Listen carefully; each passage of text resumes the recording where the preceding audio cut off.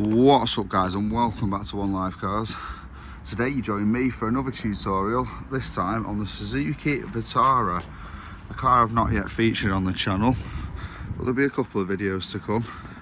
It's a 66 plate, so 2016-17 model, and today I'm going to show you guys how to remove and replace the rear brake pads. Now let's get into it. So the first thing you need to do is get the car jacked up and secure. So we've got it jacked up and on an axle stand. And then I'm going to get the back wheel undone with, I'm going to use the impact gun or your long bar if you've not. I'll get the back wheel off and then we'll have a look at what's behind it and show you guys how to remove and replace the brake pads, rear brake pads on a Suzuki Vitara. Let's go. Right guys, we've got the wheel off, as you can see here, revealing our back discs and pads. Now, feeling the pad still a little bit on him, sort of a good time to change them before they get too low and start scoring the disc. The disc is still in decent condition. So yeah, just a pads change will do the trick. So one thing I forgot to mention then, when you jack the car up, you got to chock the front wheels, put it in gear.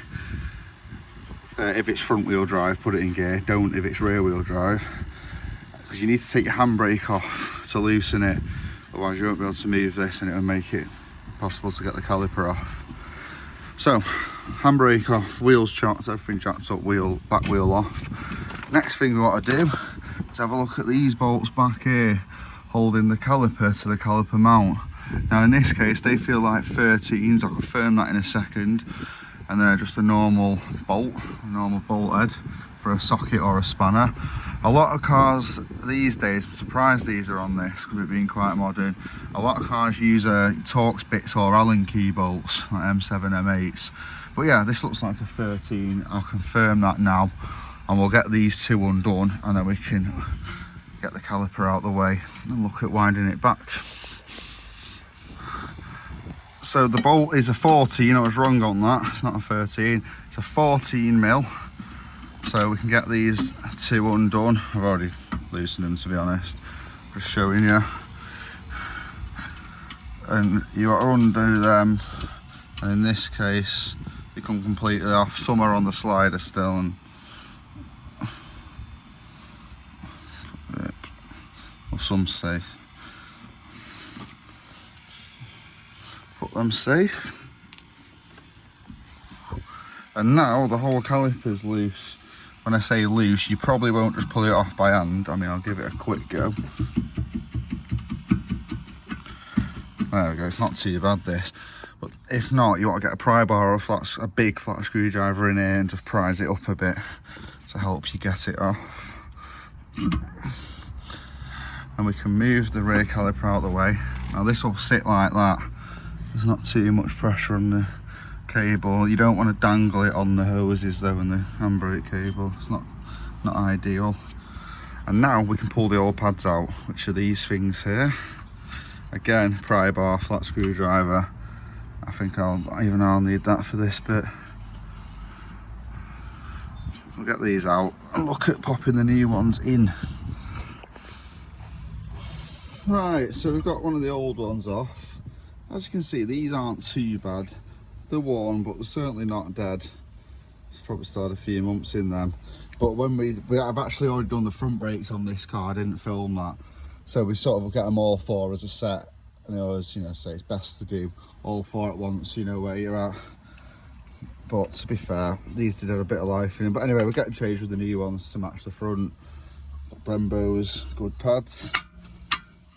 And they'll just pop back in. This didn't come with a clip pack.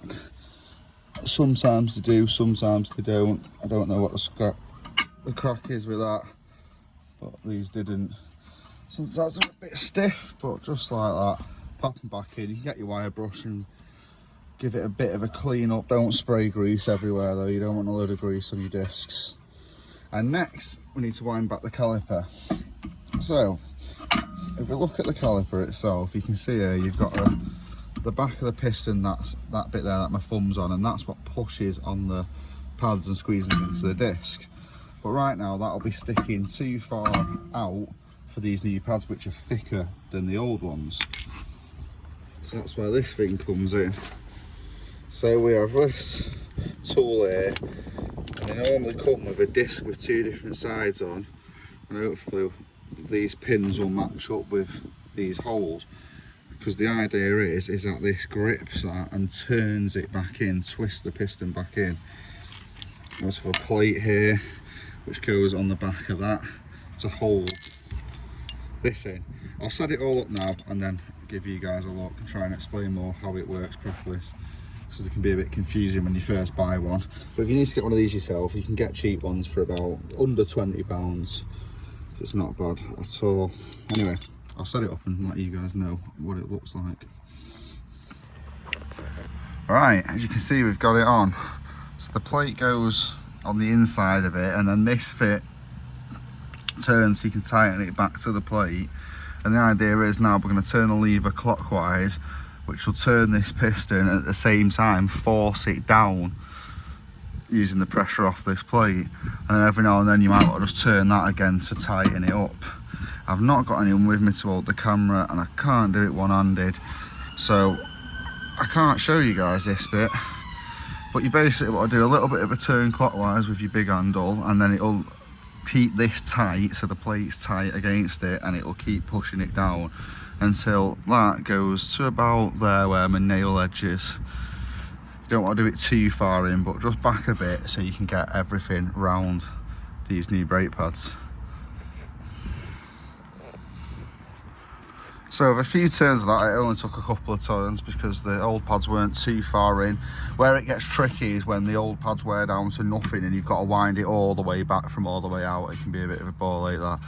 But if the pads aren't too bad, the ones you're taking out, it tends to be quite easy to wind it back. Front calipers tend not to need winding back. You can just force them back with a couple of screwdrivers or something. But always check up on the internet anyway, so you know if it needs winding back, you're not trying to force it.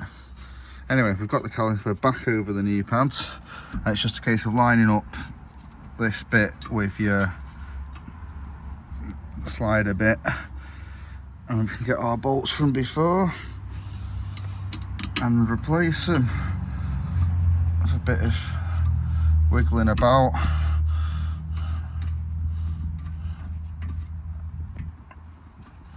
We'll eventually get it in like so.